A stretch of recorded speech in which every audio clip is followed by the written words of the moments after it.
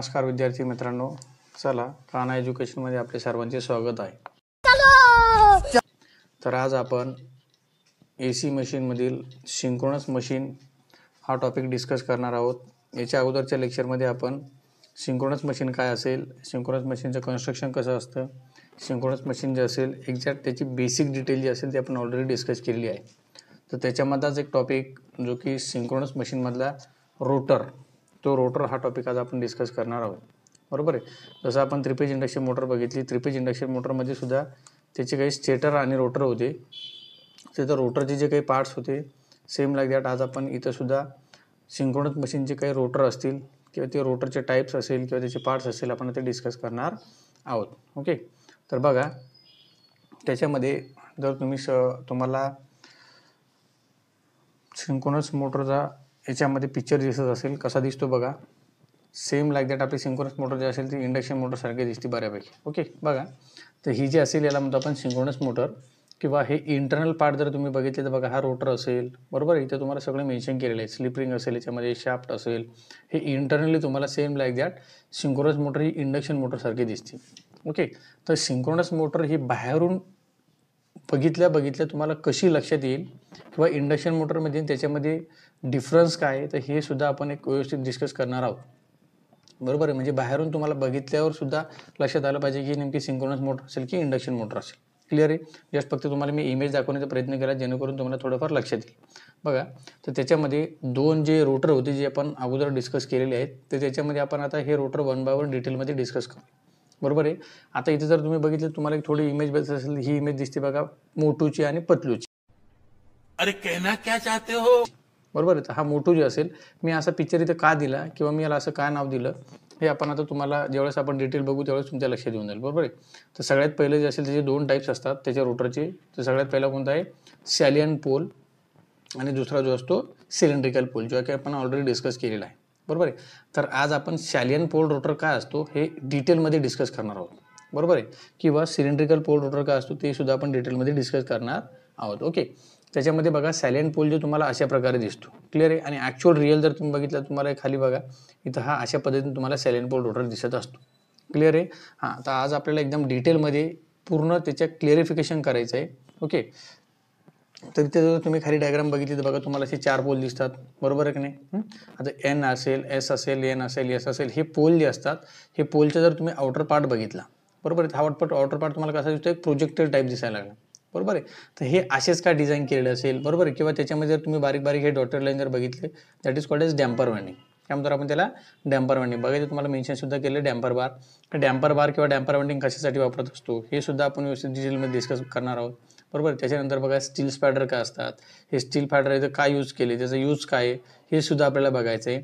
महत्त्वाची गोष्ट आणखी हे पोल फेस असतात. बरोबर. किंवा याला म्हणतो आपण फील्ड वाइंडिंग. या पोलवर जी वाइंडिंग मी करणार आहे, सपोज ही जी पोल दिसतात इथं जे आपण वाइंडिंग करणार आहे ती कोणती असते रे, फील्ड वाइंडिंग. इथं सुद्धा आपण एक वाइंडिंग करत असतो that is called as field winding. बरोबर. अशा प्रकारे ह्या पोलला वाइंडिंग केलेली असेल that is called as field winding. लक्षात आलं. आता एक महत्त्वाची गोष्ट आहे जे आपण सिंक्रोनस मशीनच्या सुरुवातीलाच बघितलं होतं की सिंक्रोनस मोटर असेल किंवा सिंक्रोनस अल्टरनेटर असेल. बरोबर आहे. तर याच्यामध्ये आणि इंडक्शनमध्ये काय फरक आहे हे आपण ऑलरेडी डिस्कस केलेलं आहे मागच्या लेक्चरमध्ये. आणखी सुद्धा आपण पुढं सिंक्रोनस मशीन आणि थ्री फेज इंडक्शन मशीन जे असेल किंवा इंडक्शन मशीन याच्यामध्ये काय फरक असतो हे परत एकदा आपण नंतर डिस्कस करणार आहोत. क्लिअर आहे. हां. आता इकडे तुम्हाला वरच्या साईडला बघा तुम्हाला इथे दिसत असेल की मी ही फील्ड वाइंडिंग कनेक्ट केली. बरोबर आहे. हां. ही फील्ड वाइंडिंग जे असेल याचे टर्मिनल मी बाहेर काढतोय. हे बघा हे हा एक टर्मिनल असेल आणि हा एक टर्मिनल असेल. बरोबर आहे. आणि त्याला आपण कोणता सप्लाय देत असतो रे, DC supply. That is called as DC excitation. बरोबर आहे. कारण आपल्याला माहिती आहे सिंक्रोनस मोटर आपण मागच्या लेक्चरमध्ये ऑलरेडी बघितलं की synchronous motor is nothing but doubly excited motor. काय म्हणतो आपण त्याला, डबली एक्सायटेड मोटर. म्हणजे त्याच्यामध्ये दोन सप्लाय असतात, DC सप्लाय पण असेल आणि AC सप्लाय पण असेल. आणि तिथं आपण सप्लाय कनेक्ट करण्यासाठी आपण स्लिप रिंग वापरलेले असतात. मी स्लिप रिंग आणि स्प्लिट रिंग याचा डिफरन्स तुम्हाला ऑलरेडी मागच्या लेक्चरमध्ये सांगितलेला आहे. फक्त ही इमेज बघून घ्या. आपण याच्याबद्दल आता डिस्कस करणार आहोत म्हणजे तुम्हाला समजायला इझी जाईल. बघा तर याच्यामध्ये सगळ्यात महत्त्वाचं सॅलियन पोल रोटर जे असतो त्याला दुसरं नाव असतं बघा, प्रोजेक्टेड पोल. बरोबर. काय म्हणतो आपण त्याला, अजून दुसरं नाव काय असेल त्याला, ऑरमध्ये काय म्हणतो आपण त्याला, प्रोजेक्टेड पोल. बरोबर आहे. काय म्हणतो त्याला, प्रोजेक्टेड पोल. बरोबर आहे. आता प्रोजेक्टेड पोल मी असं नाव का दिलं, बरोबर. किंवा त्याला आणखी म्हणू शकतो आपण याचा एअर गॅप जो असतो हा नॉन युनिफॉर्म असतो. एअर गॅप कसा असेल, नॉन युनिफॉर्म असेल. आता एअर गॅप वगैरे काय असेल मी तुम्हाला वन बाय वन सांगतो. सगळ्यात पहिलं आपण काय डिस्कस करू की हे जे पोल असे डिझाईन केले, बरोबर ना, हा जो शेप तुम्हाला दिसतोय, बरोबर आहे, हा शेप अशाच प्रकारे का मी यूज केला त्याचं रिझन आपण समजून घेऊया, बरोबर आहे. किंवा मी वेगवेगळ्या प्रकारे जर जनरेट केले तर मला काय होईल. महत्त्वाची गोष्ट, आपण हे जे पोल असेल, बरोबर ना, सायलेंट पोल, तर आपण सिंक्रोनस जनरेटरमध्ये किंवा सिंक्रोनस मोटरमध्ये यूज करत असतो, बरोबर आहे.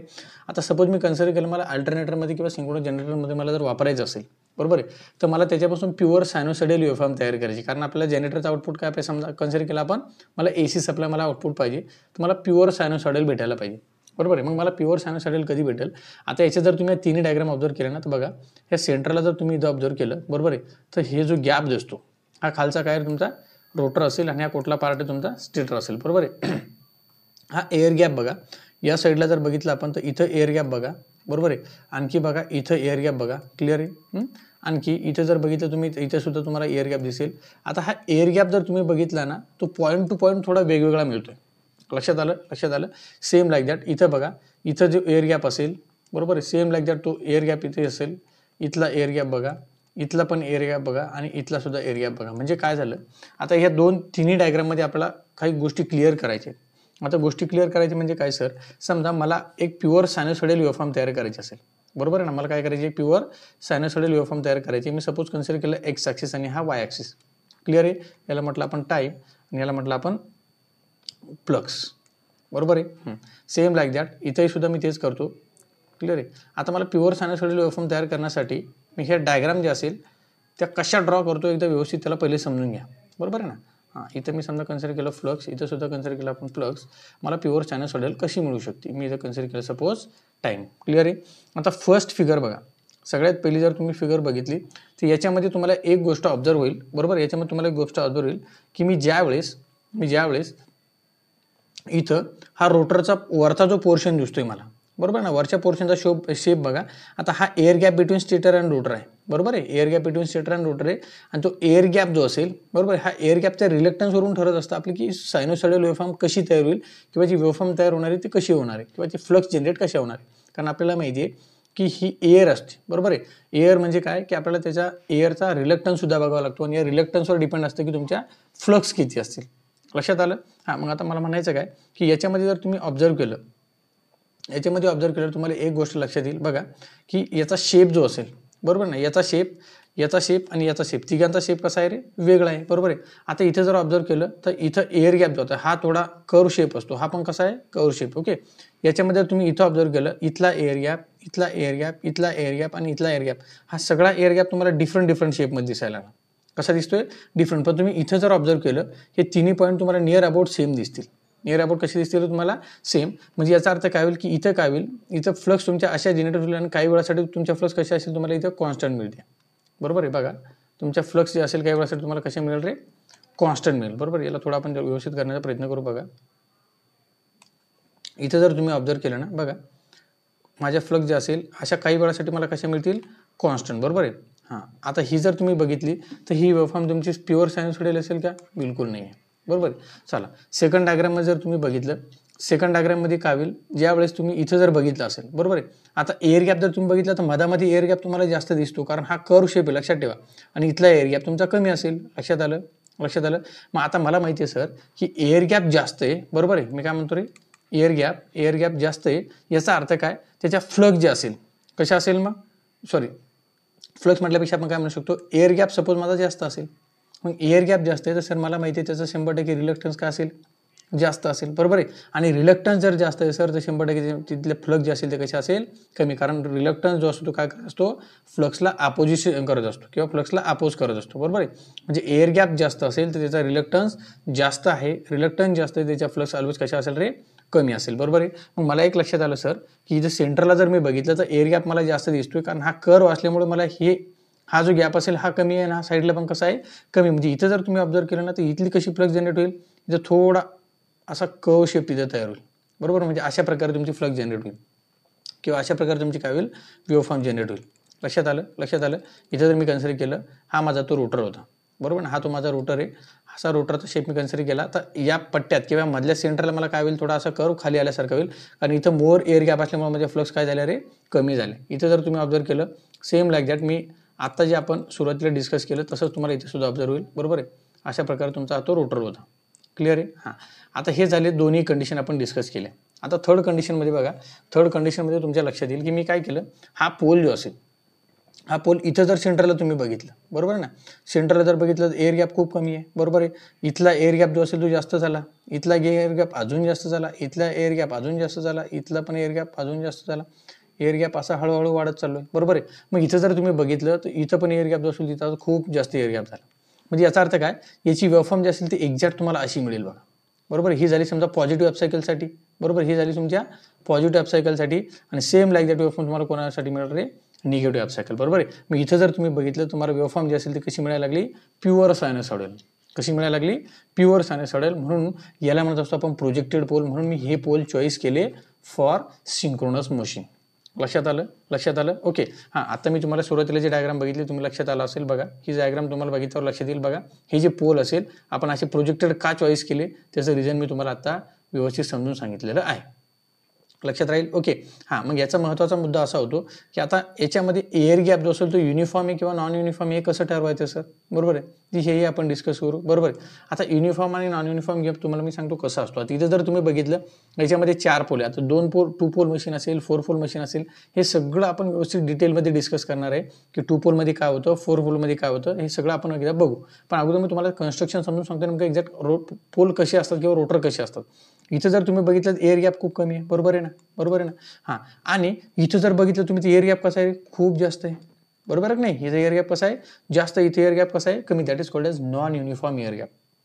म्हणजे एअर गॅप सगळा सारखा आहे का, नाही. हे झाला रोटर, सॉरी हा झाला स्टेटर आणि हा काय झाला रे, रोटर, बरोबर आहे. मग इथं आणखी एक महत्त्वाची गोष्ट, याच्यामध्ये आपल्याला माहिती आहे स्टेटरमध्ये काय असतं, स्टेटरमध्ये काय असेल, मॅग्नेटिक फील्ड, बरोबर ना. स्टेटरमध्ये काय असेल, मॅग्नेटिक फील्ड. बघा आता मी तुम्हाला इथे थोडं ड्रॉ करून दाखवतो. बघा मी काय केलं, आपण ज्यावेळेस याला सप्लाय देत असतो त्यावेळेस याच्यामध्ये काय तयार होतं, अशा रोटेटिंग मॅग्नेटिक फील्ड, बरोबर आहे. हे झालं तुमच्या मॅग्नेटिक फील्डचा रस्ता असेल, हा मॅग्नेटिक फील्डचा तुमचा काय रूट असेल, बरोबर आहे. आणि ज्यावेळेस हा माझा रोटर असेल, आपण या रोटरला काय करत असतो, इथं डीसी एक्सायटेशन देतो, बरोबर. काय देतो, DC excitation.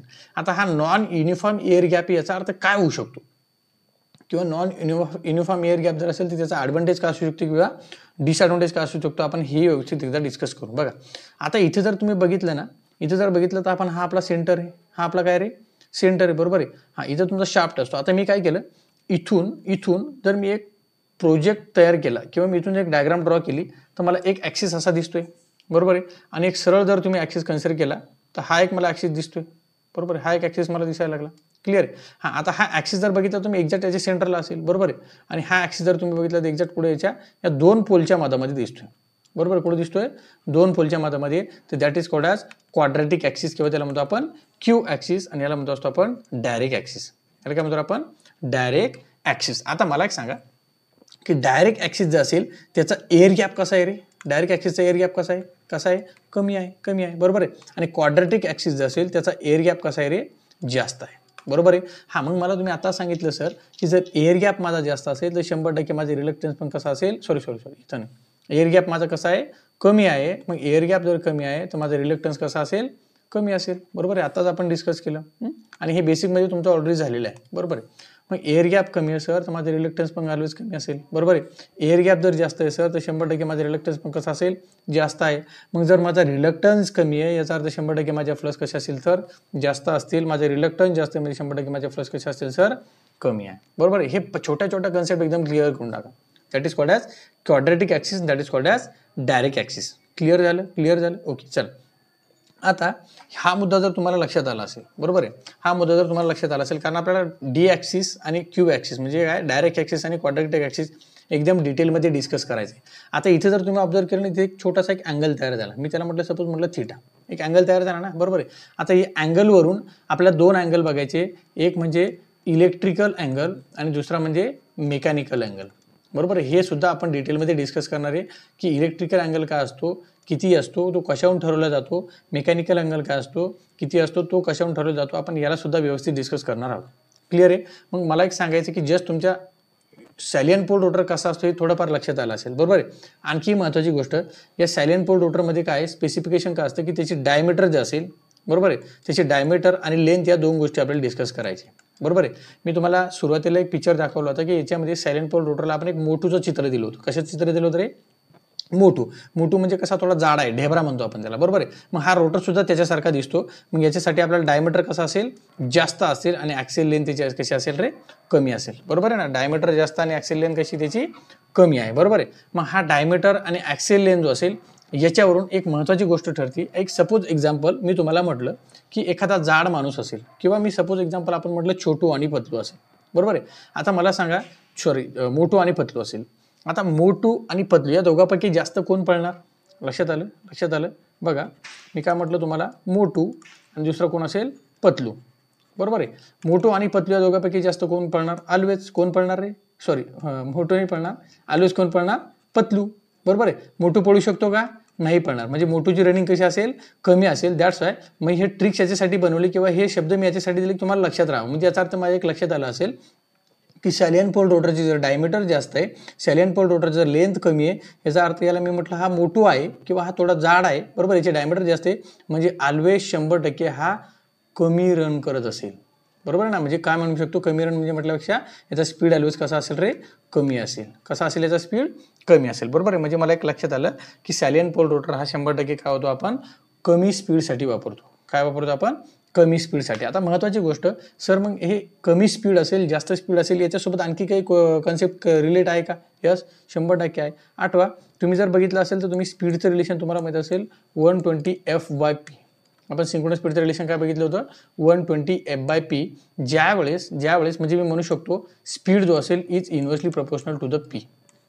Speed is inversely proportional to P. P म्हणजे काय? नंबर ऑफ पोल, बरोबर आहे. म्हणजे नंबर ऑफ पोल जेवढे मी कमी ठेवणार किंवा याच्या उलटा आपण काय म्हटलं, त्याची स्पीड कशी असेल तर 100% कमी. याची स्पीड कशी असेल? 100% कमी.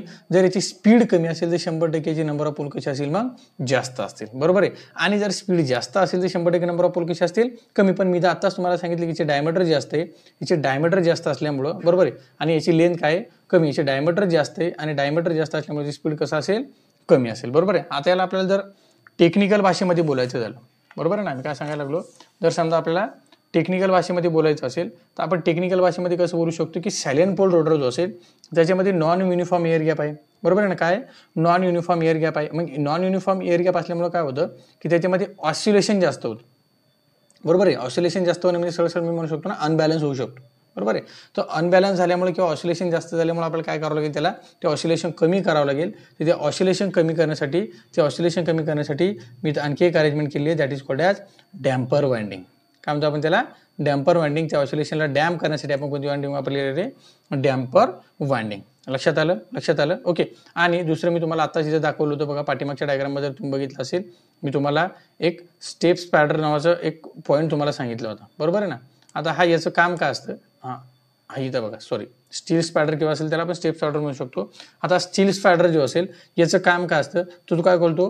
पोल जो असेल त्याला स्ट्रॉंगली अटॅच करण्यासाठी किंवा याला स्ट्रॉंगली पकडून ठेवण्यासाठी जो असेल तर काय वापरतो आपण? स्टील स्पॅडर. म्हणजे याचा अर्थ काय कळालं का? हे दोन्ही जे असेल ते एकमेकाला, आता हा पोल एक बघा आणि हा एक पोल बघा, हे पोल जे असेल ते एकमेकाला स्ट्रॉंगली मेकॅनिकली स्ट्रॉंग अटॅच असले पाहिजे. हे पोल एकमेकाला पकडून ठेवण्यासाठी कोण काम करत असतं? स्टील स्पॅडर. लक्षात आलं? ओके. आणि दुसरी गोष्ट, याच्यामधला मेकॅनिकल स्ट्रेंथ किंवा रोबोस्ट किंवा मजबूत बनवण्यासाठी आपण याला वापरत असतो. याच्यामधलं कनेक्शन जे असेल ते मेकॅनिकली स्ट्रॉंग झालं पाहिजे किंवा मजबूत झालं पाहिजे, त्यासाठी आपण काय वापरतो? स्टील स्पॅडर वापरत असतो. लक्षात आलं? ओके. चला, तर आता पुढं, आता तुम्हाला थोडंफार सॅलियंट पोल रोटरबद्दल बऱ्यापैकी काही गोष्टी क्लिअर झाल्या असेल, बरोबर आहे. आता इथे जर तुम्ही बघितलं बघा, इथे जर तुम्ही बघितलं तर तुम्हाला सिलेंड्रिकल पोल बघायचा. आता दुसरा कोणता आहे आपला? सिलेंड्रिकल पोल, बरोबर आहे. आता हा सिलेंड्रिकल पोल जो असेल तो सिलेंड्रिकल पोल मी तुम्हाला आत्ताच सांगितलं होतं की सॅलियंट पोलमध्ये काय होतं की डायमीटर जो असेल, बरोबर आहे, डायमीटर काय असतो सॅलियंट पोलचा जास्त आणि लेंथ कशी असेल? कमी असेल, बरोबर आहे. मग त्याच्यामध्ये आता अजून सुद्धा आपण या ज्या कन्सेप्ट आहे ना, या कन्सेप्ट आपण डिटेल बघणार आहे. कुठं? याचा आपल्याला डिफरन्स बघायचा आहे. डिफरन्समध्ये आपण याला परत रिकॉल करूया. बघा, मी म्हटलं सॅलियंट पोल रोटरचा डायमीटर जास्त आहे आणि लेंथ कशी आहे रे? कमी आहे, बरोबर आहे. म्हणून याला म्हटलं होतं आपण हा थोडा मोटूसारखा दिसतो किंवा जाड झाला, बरोबर आहे. आणि दुसरी गोष्ट, दुसरा नाव आहे बघा सिलेंड्रिकल पोल. आता सिलेंड्रिकल पोल याला नाव का दिलं गेलं? तर सिलेंड्रिकल पोल याला नाव देण्याचं कारण काय की हे सेम सिलेंडर सारखा तुम्हाला दिसेल. बघा, आपण गॅस सिलेंडर आपल्या घरामध्ये असतो, बरोबर आहे. तर त्याची डायमीटर आणि लेंथ जर तुम्हाला माहीत असेल तर 100% याची लेंथ कशी असते रे? जास्त, आणि डायमीटर कसा असेल? कमी असेल, बरोबर. सेम लाईक त्याच्यावरून ठरवलं आपण की हा कसा आहे, सिलेंड्रिकल पोल आहे. आता इथे जर समोर जर बघितलं तुम्ही तर हा ॲक्च्युअल रिअल तुम्हाला हे डायग्राम दिसत असेल, बरोबर. याच्यामध्ये बघा नंबर ऑफ पोल तुम्हाला दिले 1 2 3 असे भरपूर पोल दिलेत, बरोबर आहे. आता याच्यातून तुम्हाला काही गोष्टी क्लिअर होत असेल. हा ॲक्च्युअल इमेज आहे आणि ही जर तुम्ही बघितलं ही त्याची डायग्राम आहे, बरोबर आहे. आता हे नंबर ऑफ पोल तुम्हाला याच्यामध्ये दिले आहेत 1 बाय 1, बरोबर आहे. सेम लाईक दॅट इथे सुद्धा स्लिप रिंग वगैरे कनेक्ट केलेलं आहे की आपल्याला त्याला डीसी एक्सायटेशन देण्यासाठी आपण त्याला कनेक्ट करत असतो. आणि बाहेरचा जो पार्ट असेल दॅट इज कॉल्ड स्टेटरवाला पार्ट, लक्षात आलं. आणि त्याला आपण काय करत असतो, 3 फेज सप्लाय देतो, क्लिअर आहे. आता हा सिलेंड्रिकल पोल जो असेल आपण त्याला पतलू नाव दिलं, बरोबर आहे. पतलू नाव का दिलं, कारण त्याची डायमीटर जो असेल, बरोबर आहे. डायमीटर काय रे त्याची, डायमीटर काय कमी आणि लेंथ काय असेल त्याची जास्त असेल, बरोबर आहे. सर मला लगेच कळालं की डायमीटर कमी आहे आणि लेंथ जास्त आहे, म्हणजे 100% सर हा जो पोल असेल किंवा हा जो रोटर असेल मी हाय स्पीडसाठी वापरणार आहे, बरोबर. मी काय करणार आहे, हाय स्पीडसाठी. मी आत्ताच तुम्हाला एक्झाम्पल सांगितलं होतं, मोठू पडेल का पतलू पडेल रे जास्त, पतलू ऑलवेज 100% जोरात पडणार ॲज कम्पेअर टू मोठूपेक्षा, लक्षात आलं. हां, आता हे कन्स्ट्रक्शन जे असेल हे कन्स्ट्रक्शन आहे बघा तुमचं सिलेंड्रिकल पोल्स. कशाचं कन्स्ट्रक्शन आहे, सिलेंड्रिकल पोल, बरोबर आहे. आता सिलेंड्रिकल पोल, आता तुम्ही आत्ता सॅलियंट पोल बघितलं होतं. सॅलियंट पोलमध्ये तुम्ही बघितलं की नंबर ऑफ पोल्स किती असतील, बरोबर आहे. आणि सिलेंड्रिकलमध्ये तुम्ही बघितलं नंबर ऑफ पोल्स किती असतील, बरोबर आहे. आता नंबर ऑफ पोल्स कमी आणि जास्त हे तुमच्या स्पीडवरून पण ठरत असतं, बरोबर आहे. आता हे सगळं डिटेलमध्ये आपण 1 बाय 1 त्याच्या डिफरन्समध्ये डिस्कस करूया, बरोबर आहे. आणखी तुम्हाला पिक्चर आणखी क्लिअर होण्यासाठी मी तुम्हाला ही डायग्राम दाखवलेली आहे, बरोबर. ही डायग्राम जर तुम्ही बघितली तर अजून तुमच्या लक्षात येऊन जाईल, बरोबर आहे. हां, इथं बघा. आता याच्यामध्ये सगळ्यात महत्त्वाचं सॅलियंट पोल, बरोबर आहे. आणि हा का असेल, सिलेंड्रिकल पोल. आता हा डिफरन्स आपण समजून घेऊ. सॅलियंट पोलला मी काय नाव दिलं रे, मोटू, आणि याला काय नाव दिलं, पतलू, बरोबर आहे. आता मी तुम्हाला आत्ताच बोललो होतो की सॅलियंट पोल जे असेल ती नेहमी आपण कशी वापरत असतो, प्रोजेक्टेड पोल किंवा प्रोजेक्टेड पोल म्हटलं होतं त्याला आपण. आता मी तुम्हाला सांगितलं की आपण प्रोजेक्टेडच का वापरत असतो, आपण 1 बाय 1 डिटेलमध्ये डिस्कस केलेलं आहे. त्याच्यामध्ये एअर गॅप कमी असणे जास्त असणे, आपल्याला प्युअर सायनोसॉइडल तयार करायची, दॅट्स आपण काय वापरला याच्यामध्ये, प्रोजेक्टेड पोल, बरोबर आहे. आणि याच्या एक्झॅक्ट उलटा जो असेल तो कोणता असेल तुमचा, सिलेंड्रिकल. याच्यामध्ये काय असेल, नॉन प्रोजेक्टिंग पोल असतील. कसे असतील रे, नॉन प्रोजेक्टिंग पोल असतील. हे कसं शक्य आहे सर, मी तुम्हाला दाखवतो बघा. इथं जर तुम्ही बघितलं असेल बघा की प्रोजेक्टेड पोल असणे, नॉन प्रोजेक्टेड पोल असणं काय असतं. आणखी दुसरी गोष्ट इथे जर तुम्ही बघितलं तर याच्यामधला एअर गॅप जो असेल, बरोबर आहे, आणि हा मधला एअर गॅप जो असेल, या दोघांमध्ये फरक आहे. That's why that is called as non uniform air gap. काय म्हणतो आपण त्याला, नॉन युनिफॉर्म एअर गॅप. आणि इथं जर तुम्ही बघितलं, इथं बघा, इथं बघा, इथं बघा, तुम्ही कुठंही बघितलं त्या रोटरमध्ये सेम एअर गॅप तुम्हाला दिसेल. That is called as uniform air gap. काय म्हणतो आपण त्याला, युनिफॉर्म एअर गॅप. आणि ह्याला म्हणत असतो आपण प्रोजेक्टेड पोल. आणि हे तुम्हाला तशा पद्धतीने दिसतात का, हे नॉन प्रोजेक्टेड पोल असतील. हे कसे असतील, नॉन प्रोजेक्टेड आहे पण याचा एअर गॅप जो असेल तो कसा आहे रे, इक्वल आहे किंवा युनिफॉर्म आहे. आणि हा जे असेल प्रोजेक्टेड आहे पण याचा एअर गॅप कसा असेल, नॉन युनिफॉर्म आहे. लक्षात आलं, लक्षात आलं. चला ओके. तर आणखी दुसरा पॉईंट जर तुम्ही बघितला, तर बघा, याला म्हणतो आपण स्पीड. याला काय म्हणतो आपण, स्पीड. मी तुम्हाला आताच बोललो की आपण स्पीड जो असतो, मी तुम्हाला म्हटलं ना मोटू आहे म्हणजे 100% त्याचा स्पीड कसा असेल रे, मोटू आहे म्हणजे 100% स्पीड कसा असेल त्याचा, कमी. कारण त्याची डायमीटर कशी आहे, जास्त आहे, आणि लेंथ कशी असेल, कमी असेल, बरोबर आहे. मग डायमीटर जास्त आहे म्हणजे किती आहे सर नेमकी, तर तेही आपण डिस्कस करू, बरोबर आहे. इथे जर तुम्ही बघितलं त्याचे डायमीटर जे असेल, बरोबर, मी तुम्हाला व्हॅल्यू सांगून ठेवतो. डायमीटर जे असेल तर 5 टाइम्स ऑफ लेंथ, लक्षात ठेवा, बरोबर आहे. Diameter of salient pole rotor are 5 times of length. म्हणजे काय, लेंथपेक्षा त्याची 5 टाइम जास्त काय असेल, त्याची डायमीटर असेल. लक्षात आलं, लक्षात आलं. हां, याच्या एक्झॅक्ट रिलेशन तुम्हाला इथं दिसेल. याचा डायमीटर जो असेल तो कसा असेल, मग याच्या एक्झॅक्ट उलटा म्हणजे सरळ सरळ काय, D/5, बरोबर, इज इक्वल टू काय असेल तुमचा L. लक्षात आलं, ओके. म्हणजे सरळ सरळ काय की याच्या एक्झॅक्ट उलटा असेल. याच्या एक्झॅक्ट उलटं रिलेशन तुम्हाला इथं दिसेल. लक्षात आलं, बरोबर. इथं तुम्ही काय केलं, L इथे तुम्हाला डिवाइड दिसेल, इथे काय असेल तुम्हाला आता मल्टिप्लाय असेल. लक्षात आलं. आता इथे बघा कन्स्ट्रक्शनमध्ये आणखी महत्त्वाची गोष्ट की त्यासाठी आपण जे काही मटेरियल वापरतोय, बरोबर आहे, तर ते स्टील जे असेल मटेरियल असेल ते कसं आहे, लॅमिनेटेड मटेरियल आहे. आणखी दुसरी गोष्ट रिक्वायर डॅम्पर वाइंडिंग असेल. आता हे आपण आणखी वर्किंगमध्ये व्यवस्थित त्याला डिस्कस करूया. त्याच्यामध्ये महत्त्वाचे पॉईंट बघा की एअर गॅप जो असेल, बरोबर आहे, एअर गॅप कसा आहे रे त्याचा, ह्याचा एअर गॅप कसा आहे, नॉन युनिफॉर्म आहे. आपण म्हटलं होतं ना की प्रत्येक ठिकाणी एअर गॅप सारखा आहे का, नाही आहे, बरोबर आहे. का, ड्यू टू प्रोजेक्टिंग पोल्स आहे ना. एका प्रोजेक्टिंग पोल असल्यामुळे त्याचा एअर गॅप कसा असेल, नॉन युनिफॉर्म असेल. Leading to higher reactance and better stability under varying loads. म्हणजे याचा अर्थ काय होतो, तुम्ही इथे जर बघितलं असेल मी तुम्हाला रिॲक्टन्स नावाची कन्सेप्ट जे असेल बघा, ही आपण वर्किंगमध्ये सुद्धा ही पॉईंट व्यवस्थित डिस्कस करणार आहोत. क्लिअर आहे. बघा इथे जर बघितलं तर एअर गॅप कसा आहे त्याचा युनिफॉर्म एअर गॅप आहे, बरोबर आहे. आणि हा एअर गॅप जो असेल तो युनिफॉर्म आहे, पण याचे प्रोजेक्ट कसे असेल, पोल कसे असतील याचे नॉन प्रोजेक्टेड, याचे कसे असतील प्रोजेक्टेड, याचे कसे असतील नॉन प्रोजेक्टेड, बरोबर आहे. डायमेन्शनमध्ये पण बघा स्मॉलर डायमीटर आणि ते कसं असेल लॉंगर ॲक्सियल लेंथ, बरोबर आहे. याची लेंथ कशी असेल जास्त. अरे याला पण असं लिहिल्यापेक्षा आपण 5D असं लिहू शकतो. एल इज इक्वल का असेल मग 5D. लक्षात आलं, बरोबर आहे. सॉरी आपण इथं थोडं रिलेशन आपला हुकला होता, तर त्याला तुम्ही व्यवस्थित जर मॅथमॅटिकल बघितलं तर इथं काय येईल मग, हां इथं काय येईल मग, कारण याची ॲक्सियल लेंथ कशी आहे जास्त आहे, म्हणजे काय 5 टाइम्स ऑफ डायमीटर. लक्षात आलं. हां बघा. आणि ॲप्लिकेशन जर बघितलं तर मी तुम्हाला म्हटलं होतं याला आपण कुठं वापरतो रे, लो स्पीडसाठी वापरतो सर, बरोबर आहे. याला आपण कुठं वापरतो, हाय स्पीडसाठी वापरतो सर, बरोबर आहे. मी याला जर लो स्पीडसाठी वापरत असेल तर त्याचे ॲप्लिकेशन बघा, हायड्रो जनरेटर किंवा हायड्रो पॉवर प्लांट जो असतो त्याच्यामध्ये तुम्हाला जिथं जिथं रोटरची गरज पडेल किंवा त्या जनरेटरसाठी आपण अल्टरनेटरसाठी जो रोटर वापरतो कोणता असेल मग सॅलियन पोल रोटर. आणि इथे जर बघितलं तुम्ही तर टर्बो अल्टरनेटर, बरोबर आहे. किंवा आणखी आपण ॲप्लिकेशन जे असेल ते व्यवस्थित सगळ्या डिटेलमध्ये बघणार आहोत, बरोबर. आणखी बऱ्याच ॲप्लिकेशन आहे की जिथे आपल्याला हाय स्पीडसाठी आपण त्याला वापरत असतो. लक्षात आलं, ओके. तर लो स्पीडसाठी आणि हाय स्पीडसाठी कोणता वापरतो हे तुमच्या थोडंफार लक्षात आलं असेल, क्लिअर आहे. अजून याच्यामध्ये काही महत्त्वाचे पॉईंट आपल्याला डिस्कस करता येईल का, तर ते आपण वन बाय वन अजून त्याला एकदा बघू. बघा मी तुम्हाला आता सांगितलं की लो स्पीड काय असतो, हाय स्पीड काय असतो, बरोबर आहे. किंवा स्पीड जो असतो त्याच्यावर तुम्हाला नंबर ऑफ पोल्स वगैरे ठरत असतात, बरोबर आहे. मी तुम्हाला पहिलं पॉईंट का सांगितलं की सर हा युनिफॉर्म असेल की नॉन युनिफॉर्म असेल, बरोबर आहे. पहिला तर शब्द मी सांगू शकतो याला सर हा प्रोजेक्टेड आहे, बरोबर आहे. हां प्रोजेक्टेड, आणि मी कसं म्हणू शकतो नॉन युनिफॉर्म एअर गॅप आहे, बरोबर आहे. प्रोजेक्टेड आणि कसं म्हणलं मी non uniform air gap, clear आहे. आता हे सगळं आपण त्याला रिकॉल करूया, क्लिअर आहे. सर इथं जर मी बघितलं तर माझ्या लक्षात आलं हा कसा आहे नॉन प्रोजेक्टेड आहे, बरोबर. हा कसा आहे रे नॉन प्रोजेक्टेड आहे आणि युनिफॉर्म एअर गॅप आहे. कसा आहे युनिफॉर्म एअर गॅप आहे, क्लिअर आहे. अजून महत्त्वाचा पॉईंट जर मला दुसरा डिस्कस करायचा असेल तर हा नॉन युनिफॉर्म एअर गॅप आहे, म्हणजे याच्यामध्ये अनबॅलन्स येऊ शकतो, बरोबर आहे. अनबॅलन्स येऊ शकतो. मग अनबॅलन्स जर येत असेल तर 100% सर मला याचा स्पीड कसं ठेवावं लागेल, कमी ठेवावं लागेल. कसा ठेवावं लागेल, कमी ठेवावं लागेल. किंवा त्याचं फ्लक्स डिस्ट्रीब्युशन जे असेल ते अनइक्वल आहे. नॉन युनिफॉर्म म्हणजे फ्लक्स डिस्ट्रीब्युशन कसं असेल अनइक्वल आहे, बरोबर आहे. आणि त्याच्यामध्ये जे आपण दोन क्वाड्रंट बघितले होते याला काय म्हटलं होतं आपण डी ॲक्सिस, बरोबर आहे ना, सॉरी दोन अँगल बघितले होते आणि याला काय म्हणतो आपण क्यू ॲक्सिस, बरोबर आहे.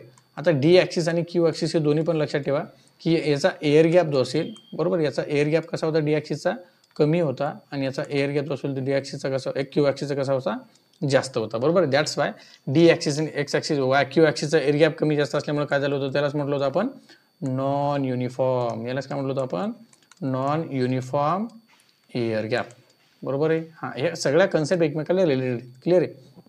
इथं जर बघितलं सर आम्ही तिथं आम्हाला डी ॲक्सिस असेल, इथं आम्हाला क्यू ॲक्सिस असेल. याच्यामध्ये दोघांमध्ये जर तुम्ही बघितलं, बरोबर आहे, तर दोघांचा सुद्धा मला एअर गॅप जो असेल तो कसा दिसतो सर सेम. म्हणजे मी काय म्हटलं मी त्याला युनिफॉर्म एअर गॅप, काय म्हटलं आपण त्याला युनिफॉर्म एअर गॅप, क्लिअर आहे. हां आता ह्या पिक्चर तुमचा ह्या गोष्टी क्लिअर झाला असेल.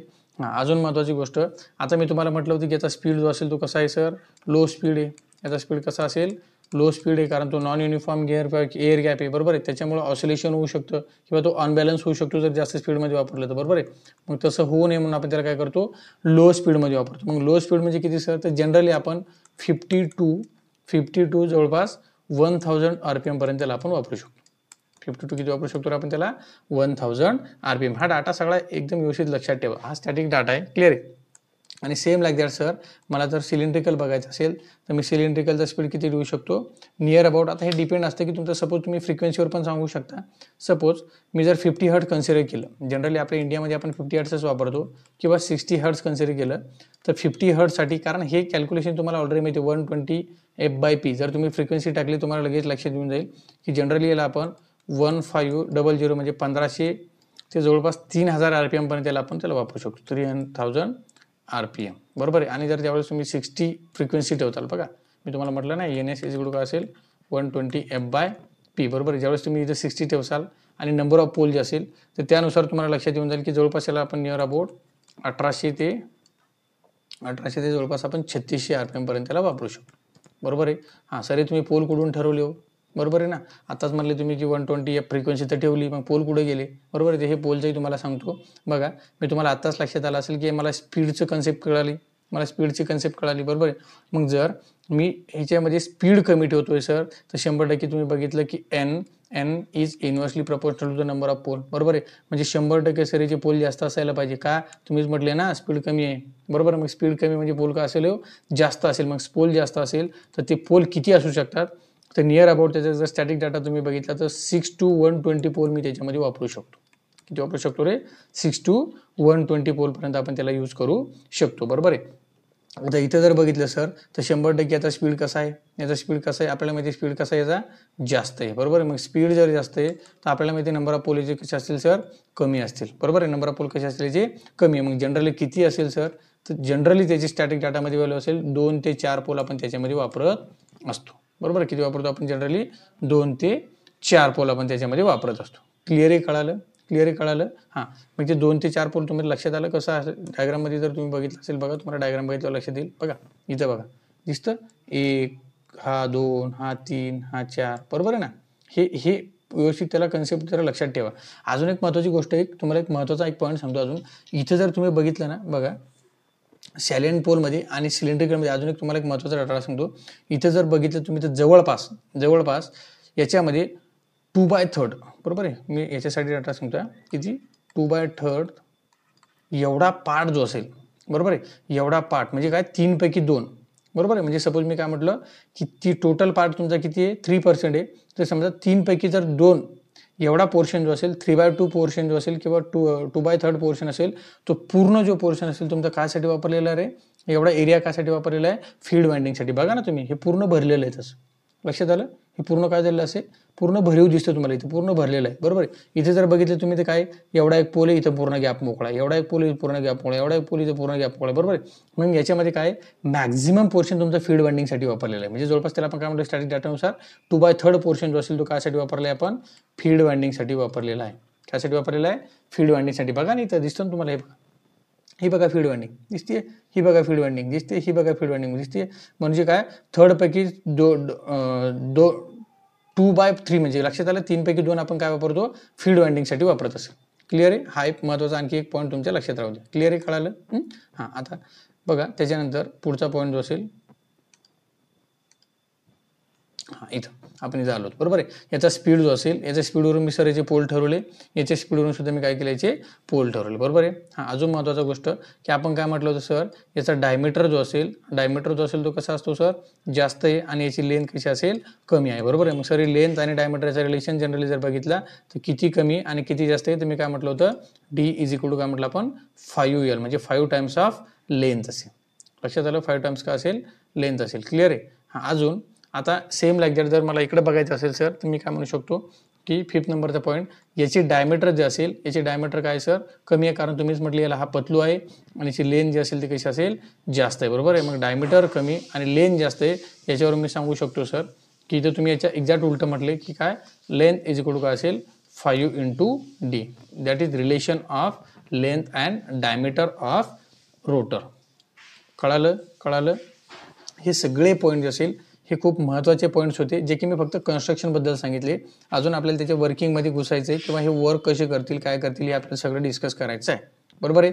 अजून याच्यात जर तुम्ही बघितलं ना की एक पॉईंट मी अजून एक सांगू शकतो बघा, हा मोटू आहे, बरोबर आहे. हा कसा आहे रे, मोटू आहे, आणि हा कसा आहे, पतलू आहे, बरोबर आहे. आता मला एक सांगा, मोटू आणि पतलू, आणखी एक महत्त्वाची गोष्ट तुम्ही ऑब्झर्व जर केली सर, तुम्ही आताच बोलताना बोलले इथं नंबर ऑफ पोल्स कसे असतील, भरपूर आहे, बरोबर आहे. इथे बोलले तुम्ही नंबर ऑफ पोल्स कसे असतील, कमी आहे, बरोबर आहे. मग मला एक सांगा, नंबर ऑफ पोल जर भरपूर असतील, बरोबर आहे ना, आणि इथं नंबर ऑफ पोल कसे असतील, कमी असतील, याच्यावरून एक तुम्हाला महत्त्वाचा पॉईंट लक्षात येत असेल, बरोबर आहे, की हा मोटू ज्यावेळेस मी रन करतो त्यावेळेस याचा स्पीड कसा आहे, कमी आहे, याचा स्पीड कसा आहे, कमी आहे, आणि याचा स्पीड कसा असेल, जास्त आहे. म्हणजे सरळ काय, आता मोठं माणसाला जर आपल्याला पळवायचं म्हटलं तर अनबॅलन्स होईल ना, बरोबर. एखाद्या ढेबऱ्या जाड माणसाला जर आपण ढकललं, पळायला लावलं जोरात, तो अनबॅलन्स होऊन जाईल. हा होणार आहे का, नाही. म्हणजे सरळ काय की याच्यामध्ये जर तुम्ही जास्त पोल आणखी ॲड करत गेले, बरोबर आहे, आणि त्याचा जर स्पीड वाढवला तर हा तुम्हाला अनबॅलन्स होताना दिसेल. म्हणजे सरळ मी सांगू शकतो सर की हा मेकॅनिकली स्ट्रॉंग नाही आहे.